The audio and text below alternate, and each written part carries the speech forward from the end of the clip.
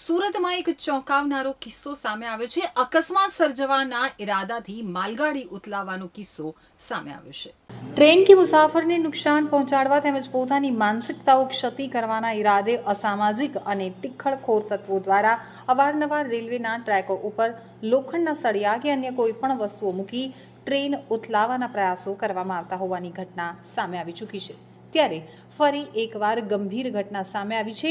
ડિંડોલીમાં train ઉથલાવવાના પ્રયાસે અજાણ્યા તત્વ દ્વારા ટ્રેક ઉપર લોખંડની પ્લેટ મૂકી દેવામાં આવી હતી. જો કે ટ્રેન ધીમી ગતિ હતી, જેથી પાયલોટની સમયસૂચકતાને પગલે મોટી દુર્ઘટના સર્જાતા ટળી હતી. આ સમગ્ર બનાવમાં તપાસ હાથ ધરવામાં આવી છે. તો મળતી માહિતી મુજબ ડિંડોલીમાં રેલવે ટ્રેક ઉપર લોખંડની પ્લેટ મૂકી અને ટ્રેન ઉથલાવવાનો પ્રયાસ કરવામાં આવ્યો હતો. આ ટ્રેક ઉપરથી એક ગુડ્સ ટ્રેન પસાર થવાની હતી. તે સમયે ટ્રેક ઉપર લોખંડની પ્લેટ મૂકવામાં આવી હતી.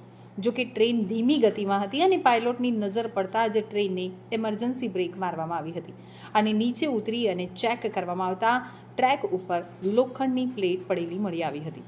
આ અંગે ઉપરી અધિકારીઓએ જાણ કરવામાં આવ્યું હતું. એટલું જ નહીં, ટ્રેન ધીમી ગતિમાં હતી અને પાયલોટે સમય સૂચકતા વાપરતા મોટી દુર્ઘટના સર્જતા અટકાઈ હતી. આ ગંભીર પ્રકારના બનાવને ધ્યાનમાં રાખી અને હાલમાં ડિંડોલી પોલીસે અજાણ્યા ઈસમની તપાસ શરૂ કરી છે અને સીસીટીવી કેમેરાના આધારે લોખંડની પ્લેટ કોણ લઈને આવ્યું હતું અને ત્યાં કોણ મૂકીને ગયું છે તે દિશામાં તપાસ કરવામાં આવી રહી છે. તારીખ 2/10/2025ના રોજ એક ડિંડોલી પોલીસ સ્ટેશનમાં એક ક્રિમિનલ કેસ દાખલ કરવામાં આવેલો છે.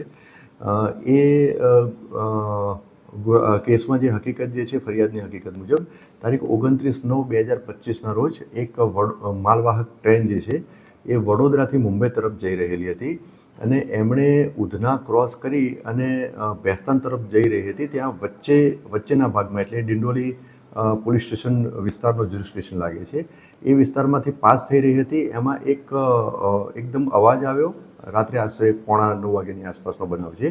એકદમ અવાજ આવ્યો એટલે જે પાયલોટ જે છે એને ટ્રેન ઊભી રાખી અને ચેક કર્યું તો એમાં લોખંડની એક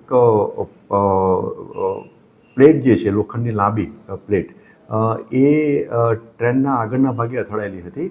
અને ત્યાં આસપાસ તપાસ કરી તો કોઈ જોવાતું નહોતું અને જોયું તો ટ્રેનને કંઈ નુકસાન થયેલું નહોતું અને કોઈ જાનહાનિ પણ થયેલી નથી.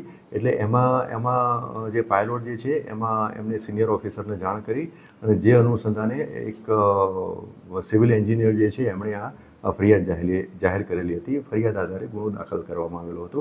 હાલ ગુનો અનડિટેક્ટ છે. કોકે કયા આશયથી ત્યાં ટ્રેક ઉપર એટલે કે પાટા ઉપર આ વસ્તુ મૂકેલી છે એ હજુ ક્લિયર નથી થયેલું. હાલમાં ગુના દાખલ થયા પછી ગુનાની તપાસ હાલમાં ચાલુ છે.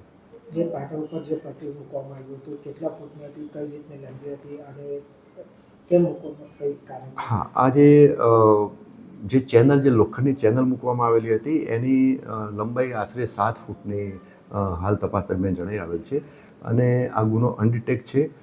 એટલે કોઈ વ્યક્તિએ મૂકેલી છે અથવા તો શરત ચૂકથી ત્યાં રહી ગઈ છે, એટલે એ બાબતમાં હજુ તો ક્લેરિટી છે નહીં. પણ તેમ છતાં આજે ટ્રેનને જે ટ્રેન રોકાઈ અને આ જે રીતના અકસ્માતનો જે બનાવ બન્યો છે એ અનુસંધાને ગુનો દાખલ થયેલો છે. ગુનો ડિટેક્ટ થશે અથવા તો તપાસ દરમિયાન જે કંઈ પુરાવા એકત્રિત થશે અને આગળની બાબતે ક્લિયર થશે તો આ બાબતે વધુ જાણકારી આપવામાં